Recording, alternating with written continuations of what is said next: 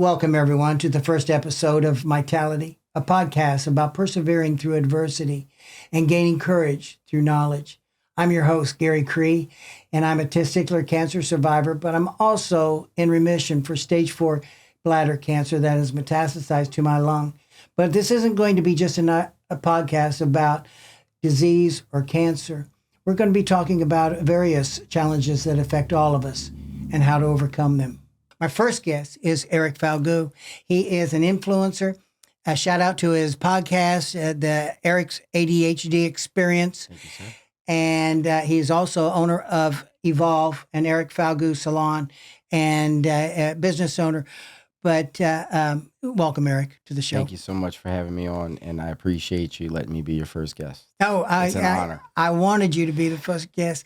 And, I know you had asked me, why do you want me to be your first guest? Well, first of all, in doing this, I started out to write a book about persevering through adversity. Okay. And I got few chapters in, and it just didn't work very well. I mean, just what I wanted to say just wasn't coming through the pages and things. Then when we've been friends for 16 years. Yeah.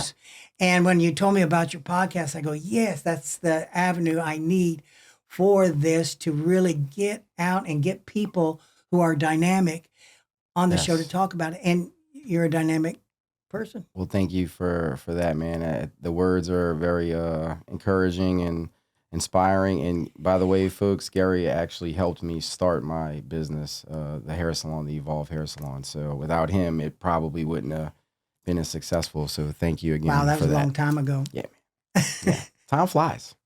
But I wanted you on the show. And We're here, because man. you've been through an awful lot. A little bit. You have ADHD. Oh, yeah. And it has contributed to some of the decisions and maybe some poor decisions that you've made in your life. Mm-hmm. But you've also dealing with addiction to cocaine, Correct. dealing with addiction to gambling. You have had some financial problems because of that. Correct. And I wanted you to talk about it. But I had one question for you before I formally asked you. Mm-hmm. I asked you if you could talk about your addiction. Right. And the problems that you had. Mm-hmm. And you remember what you told me? Actually, I kind of forgot, but no. Let me stop that.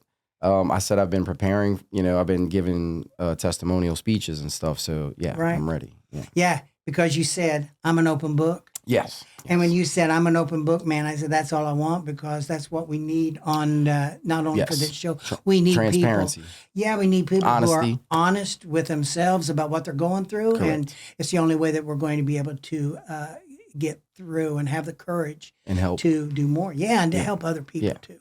I think the honesty, open-mindedness, and willingness is what they teach us in the program. And as being an addict, that's like the hardest thing for you when you first admit that something's wrong or you have a problem. And I've always been an open book, Gary. You know me. You've been knowing me most of my life, and I'm very talkative. And I don't lie much. Right. And you're a terrible liar. Yeah. And then it got me in a lot of trouble because I was having bad. Yeah. And now it's just going through the program and living the 12 steps of life in a different way than I was before. It's helped me just be honest about everything, and I feel like that has helped pave the way for all the doors that have opened. Well, I guess that's one of the reasons why I was so confused. You were going through your problems at the same time I was going through my cancer. Yes. And so we lost touch. Yes. And was not there to help each other, because that's one of the things about our friendship. I'm about 70 years old, and you're, 33, 34? 38. Wow, that's craziness, but guess. why we were such good friends. Yeah. But we weren't there for each other. Meant to be. I just wondered, how did it happen? How did your addictions to cocaine and gambling happen? How did it? And get so out of control? Well, I remember we were talking because obviously when you and your wife moved, retired to Gulf Shores where y'all live now.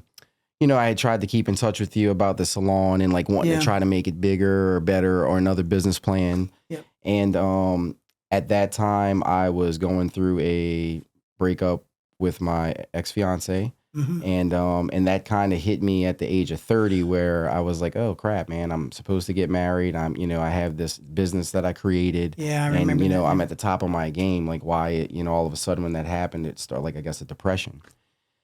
And I've always had an addictive personality, and going through the program and learning about ADHD and addiction, that they're very interconnected. A lot of addicts, or you pretty much have some sort of ADD or ADHD.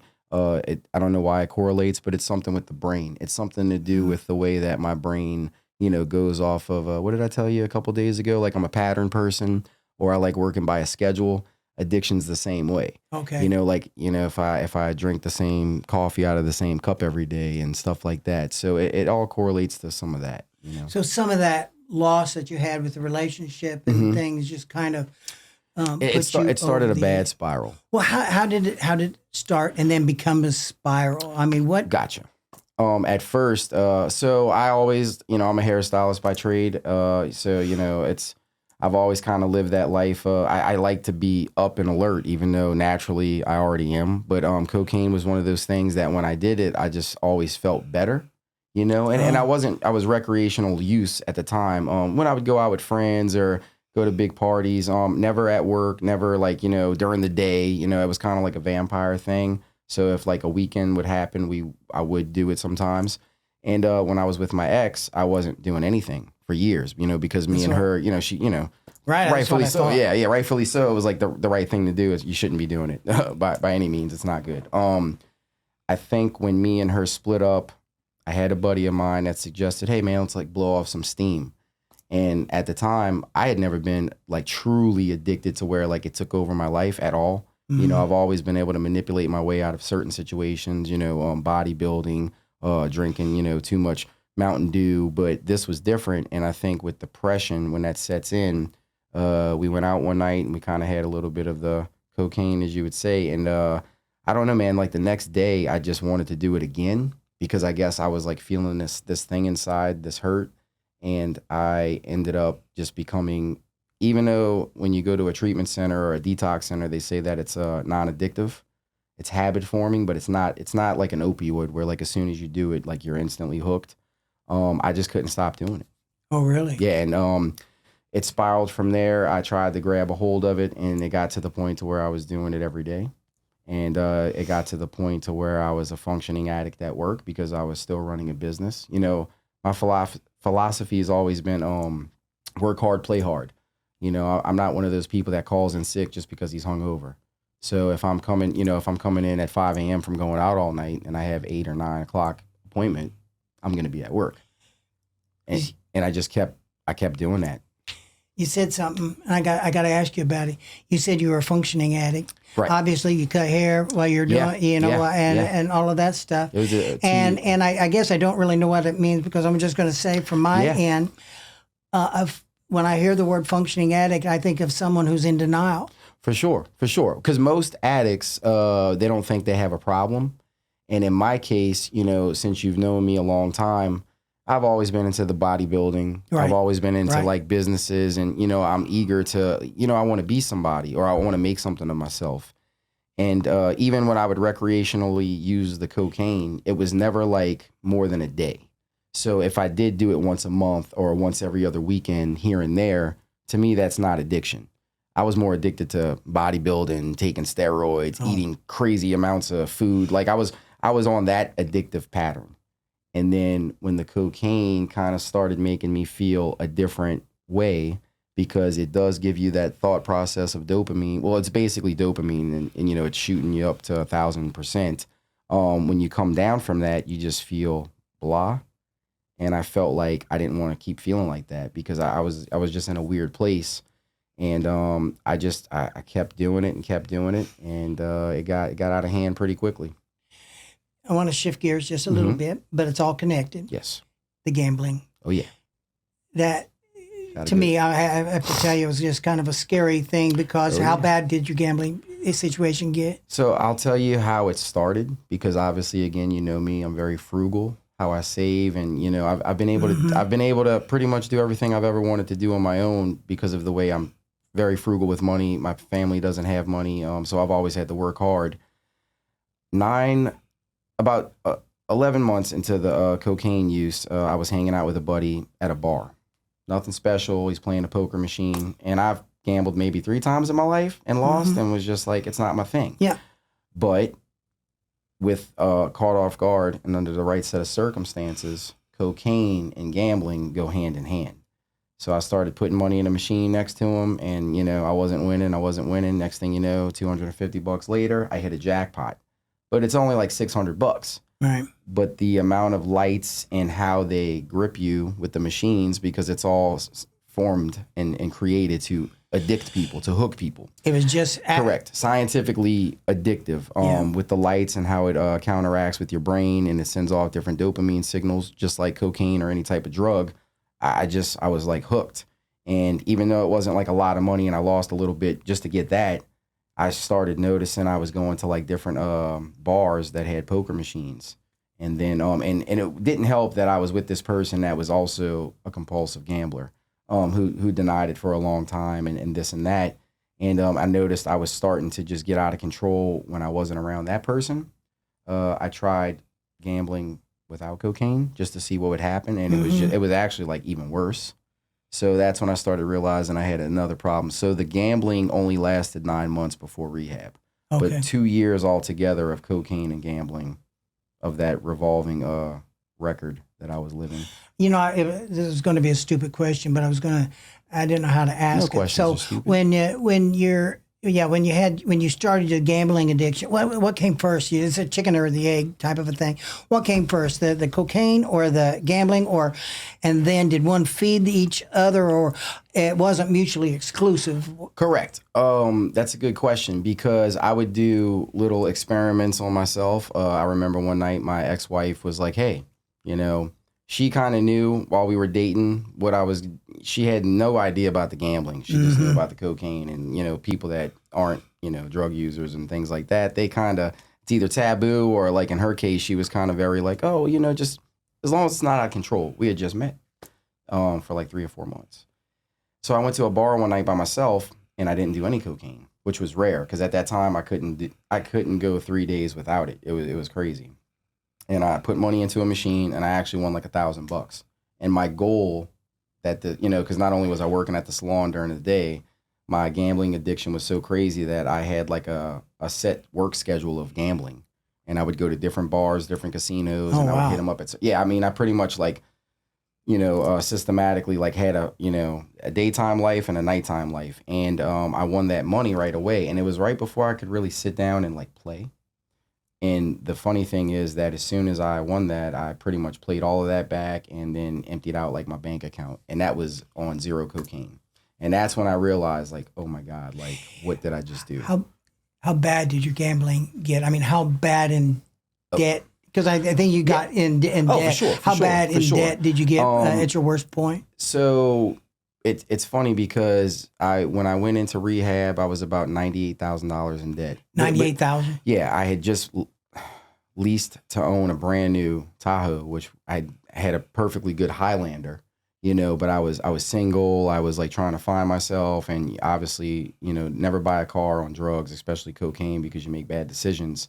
I think that was like the whole point of the cocaine use, was that, normal Eric, sober Eric, always is very responsible, and I'm very my dad was a cop my whole life, so I'm very I'm always worried about the consequences, and trying to think of that word that I'm looking for, like cautious, and I think about things, I analyze things. So when I would do that stuff, it would just be like Dr. Jekyll and Mr. Hyde.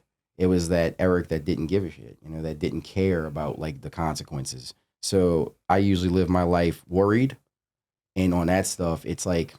And it felt good, because, anger feels good, pain feels good. They're all the same emotions, believe it or not, I think, combined with love. I think that's what I learned in the program. And so all those, at a certain point when you're feeling these things, so that doing the bad thing just feels as good as doing the right thing. And that's kind of how that like happened. It was just like, okay, well, what are you doing, man? But I couldn't stop myself, because under the influence I was... and then you're when a different person. Yeah, and when I would wake up some mornings, and I was sober for that little bit of time, I just had to go straight back to it, because I felt like at that point, I don't know, man. I would real quick thing. I basically I tell people this, but and I'm comfortable to say it because it's not a big deal to me. I just was like, wow, I was that crazy. I would stay up 3 days at a time because I was afraid to go to sleep. I was afraid to be home by myself because I was lonely. I was with somebody for 6.5 years, and then I went to a point where I was by myself again, and I didn't know how to live or be by myself. 3 days at a time, would pass out behind the wheel of my car somewhere at some bar, probably sleep for 10, 12 hours, wake up and realize like, oh my God, like my truck's still on, like I'm literally in park, but I could have been, so it was a really horrible addiction. And I would do that again for the next like 3 days. So I was staying up for like 6 days a week. And I did that for 9 months during the gambling. Did you have any legal problems in this time? No, I did. I mean, your dad being a cop, or a former cop. So from like being born to 17, and I've never been in trouble. I've to this day I've never been in big trouble. I got pulled over for a ticket that they brought me to jail for like a stop sign years ago, and even the cop was like, "I know your dad," but never. I was always afraid. Like I don't want to go to jail. I'm not a bad guy, but. Right. No legal trouble. I was doing some illegal activity under the belt because cocaine is a very expensive habit. And I was like, okay, well, I want to make money cutting hair. And then I want to make money gambling, but I don't want to use any of that money to pay for the cocaine. So I did a few things that I had to do to make sure that I was supplied enough of that. And it got worse and worse, man, because I had more and more of it to where like I started reclusing. Instead of hanging out with friends, I would kind of be worried about myself. I'd go gamble by myself. And, in the book, they always say that, most gamblers feel like they need to punish themselves. That's why they just keep gambling. Mm-hmm. You're just kind of like looking at that screen.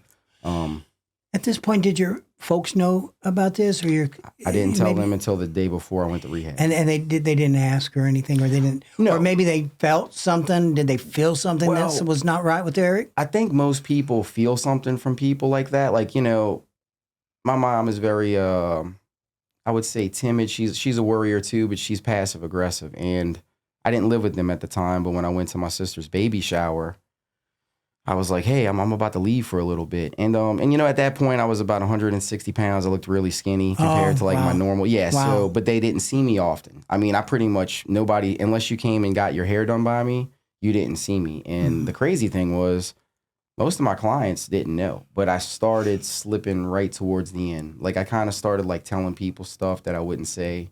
I woke up late for work one time because I stayed out all night and passed out. And that was the first time I think I've ever done that.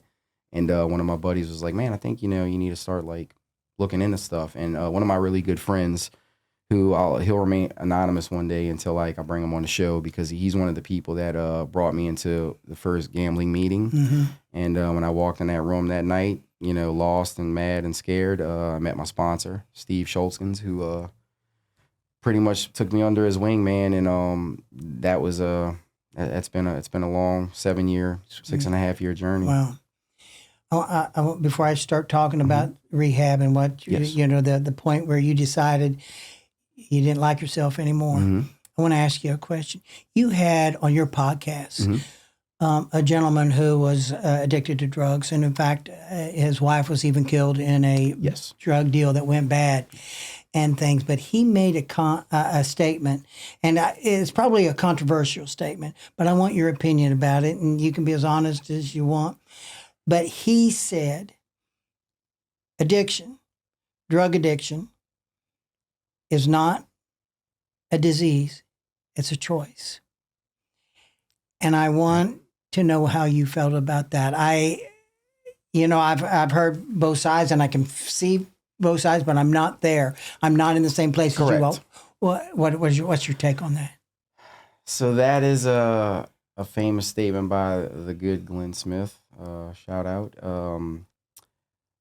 I'll be honest with you, Gary. I've always been a strong-willed individual, because of my background and my family divorced at a young age. I always felt like I had to take care of myself. So I always felt like I only had to take care of myself and nobody else is looking out for me. And I guess that's willpower or I don't know. I never believed in it, people being addicted to stuff. And I would always look at people like, well, how can that person be addicted to that? Like they just need, because I bodybuilded, I went through I put myself through these crazy like diets and workouts to look a certain way, and that took a lot of willpower and discipline. And so I thought you should just be disciplined, but it takes me the same amount of effort as any other human. When I went to detox off of cocaine at one of the facilities, the lady was like, "Why are you here for this? You're not on heroin. You're not on because they don't even look at cocaine as like a serious thing, believe it or not. Yeah, in the medical field, it's kind of it's not a joke, but at the same time, they didn't take me serious." And she's like, "Well, if you want to detox from this, it's going to be like $8,000." And I'm like, "Well, who the hell's got $8,000 if you're broke and like you're addicted?" And it's a weird situation, but she said cocaine is not addicting, it's habit forming. And I didn't understand that. And I was like, well, what's the difference? Just because it's not like as like a substance like a heroin where like you're instantly addicted from the receptors in your brain and it hooks you. I became truly addicted to the pattern of doing it. To answer that question that he said, going through that, because back then I didn't understand, going through rehab now and living the program and practicing the steps, I would mostly agree with that. Because at the end of the day, what they teach you is, we can give you all these tools, Eric. We can give you all these medicines and you can do all these classes and you could go to all these meetings and you could even see all these other people around you die. But ultimately, it's up to you. And nobody's going to get you out of this but you. It's up to you. It is a choice because you'll go through withdrawals from certain things and you can die. You can't just stop drinking alcohol if you've been an alcoholic. You can't just stop doing heroin if you've been a heroin addict. But even when you're going through that withdrawal and they're trying to give you these other substances, right, to bring you down, even though those are all still drug related, which I don't agree with because personally, I had to quit cold turkey. There isn't a pill that you could take to stop gambling either. So that's 10 times worse because it is up here. And I think when he said that, that registered for me because at the end of the day, I couldn't take anything to stop gambling, but stop. But from what you just said, it sounds to me like it is a choice that becomes a disease. Yeah. And becomes a disease before you really even realize it's happening. And even gambling. I mean, obviously gambling, you're not putting something into your body that would be a disease yet. Mentally and emotionally, spiritually, everything else, it is a cancerous disease in a way. It's one of the deadliest diseases that, you can't like get hooked to, like you would say, if somebody shoots you up with heroin for the first time, right. 9 out of 10 times your body is going to be addicted to that. That's how bad that stuff is. And gambling is pretty much similar.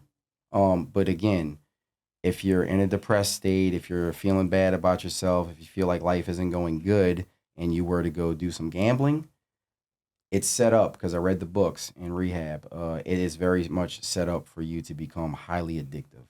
From the way that the button is pressed, from the way that the lights go off, from the way that it attracts you. And there's signals in your brain that instantly get hooked, even stronger than other things that release all the dopamine. So what was the breaking point?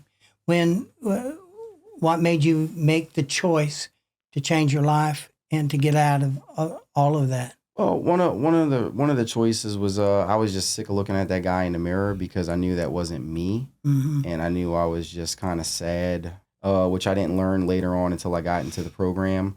Because I always wondered, like I always had this like chip on my shoulder, or I felt like I was upset about something, and it all stemmed from watching my parents split up as a kid and not feeling like you're wanted by anybody, even though like you are.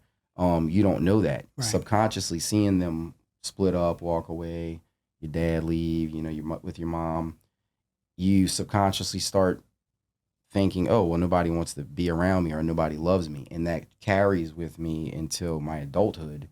And I started having these patterns with relationships and people.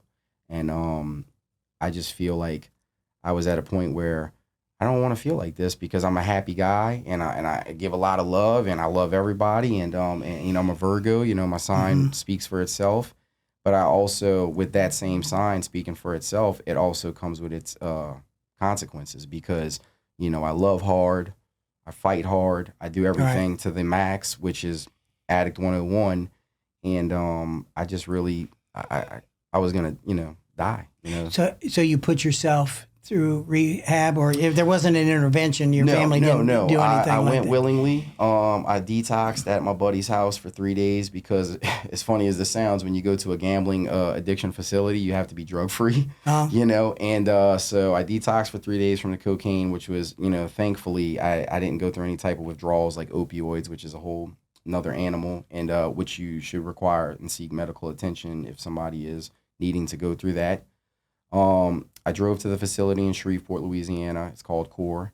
And they kept me there for 28 days. I stayed another 7 because I kept telling them I wanted to drink alcohol when I got out. Strawberry Vita, if you remember correctly, because that's my thing. Remember Strawberry And Vita? Over there, they taught me in like all the tools. They gave me everything to, live a good life. Right. Because most of us, we're programmed and wired through our parents and through, the media and through just life to live a certain way. But in a 12-step program, there's a totally different way to live. And it's, like for me, God saved my life. But at the same time, somebody might, worship the door handle, anything to keep you off the bed or from doing the drugs. And when you start accepting that into your life again, because most people that are broken or addicts, they don't believe in anything because they're lost. It's like you start finding that higher power, as they call it. And I started learning how to live and be a better Eric, because I really wasn't living right. I guess, I got to that point of my life on my own, I call it. Obviously you're one of my mentors and I've always looked up to you. I think when you were going through what you were going through, which to me, it's like, I'm over here throwing my life away and this guy's being, optimistic about finding out that he's got cancer. And I thought that was incredible because like you were cracking jokes and like making it light of a serious situation. And I remember like when I reached out to you and was talking to you driving, I was just like, man, I really need to like figure this shit out because, there's nothing wrong with me, and like at the same time, like you were technically at the time dying, but you were so positive. And which also showed me and which helped me in my recovery that you can do whatever I feel like if you put your mind to it, you can like uplift your spirit. And I don't know what it does to the body, but it does something to the body. Sure. Because something even happened to you, man. I mean, like you're sitting here and that, way of thinking, I think also helped. Yeah. Even with medicine, obviously, because it's obviously it's medicine, but spiritual stuff and Absolutely. And I want to continue this conversation in another episode I want to have with you right after this to talk more about that kind of thing. Yeah. One of the things I had was a very, very strong support system through my family and friends who are always reaching out. Yes. And I know you had that too. Correct. I mean, your family is about very strong and loving. Very lucky. And you're very lucky on that. And you have great friends. You have a tremendous number of friends. Yes. And I know that helps a lot. It does. In being able to think clearly and everything else. What I want to know is when Eric is alone and he's by himself now, what keeps you grounded? What keeps you from going off on a path that you don't want to go anymore? Gotcha. Well, like I said, when you go in there, the first thing they tell you is, you want to know why you ended up here? And I'm like, why? They're like, because you messed up. And as somebody, as an addict, that's hard to hear because like, I don't make any mistakes. I'm perfect. Or, that guy screwed up, not me. Or, so It was hard to hear that. And as you're getting sober and as you're learning how to become a better version, it's all about you dealing with you on your own. I did most of my damage alone. And I felt alone. And I felt like I deserved to be alone. Or I felt like nobody really loved me. Or, you're going through all these things. Right. But even in recovery, I could have friends, I could have family, I could have all these tools, but ultimately it is by yourself. So laying in bed, praying every night and started reading the Bible a little bit in rehab, I'm like sitting there by myself. I'm like, dude, you're stuck here and you're going to be stuck here. So I that's when I realized like, you're going to have to do this by yourself. Yeah. But you mentioned something and I know what you're saying about being by yourself, but yet, when you believe in a higher power, you're never really by yourself. Right. And I'm pretty sure you're a very spiritual person in that regard. Right. That helped you an awful lot too. To know that. That's true. I did forget to kind of say that when I went in, I guess I kind of lost my faith because I felt like, if he's really real, why is this, like, why did he let this happen to me when I felt like I'm not like an evil person to people, or I felt like I lived this life to where, I feel like I do the right thing most of the time. And, I'm not perfect. And I guess I kind of felt abandoned as well. Mm-hmm. And then in the program, I started seeing miracles happen to other people. Sure. And when I started seeing that, I was like, oh my God, this has got to be real. And I just started praying and learning how to pray and learning how to like be okay with being alone, because I was afraid to be alone. Mm-hmm. And that's where the struggle and the addiction came most of the time. And so now I literally had to learn how to be comfortable with just being with Eric. Like, it's okay if I just sit here in the studio by myself. And that took years. Yeah. That's why I never slept at home.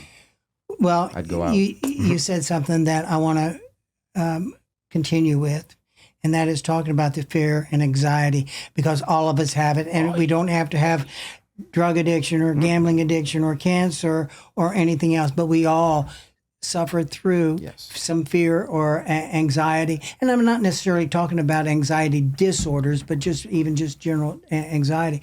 And I wanted to carry on that with you. Okay. The thing.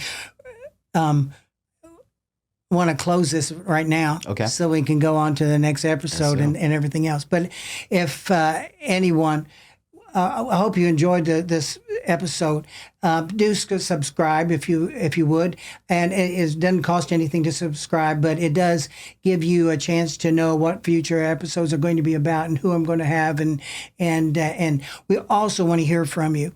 So my email is mytalitypodcast@gmail.com, and my name is Gary, and let us know what you're going through, and if you're ever in New Orleans, because this is where we are, Dave, we would love for you to stop by and see the studio, and maybe even have you on the show. But let us know what it is that we can do for you, the resources that we have. Get onto our website, because we will have resources on this. Eric will be, this episode will be on there. But more importantly, we want to make sure that you're okay, just as Eric has come through his. One of my favorite quotes, was by Joe Louis, and he said, "You'll only live once, but if you do it right, once is enough." And we want to not just live, but we want to live well. And so we want to make sure that happens for you too. So make sure that this one life is the best that you have. So please stay well, everyone, and God bless.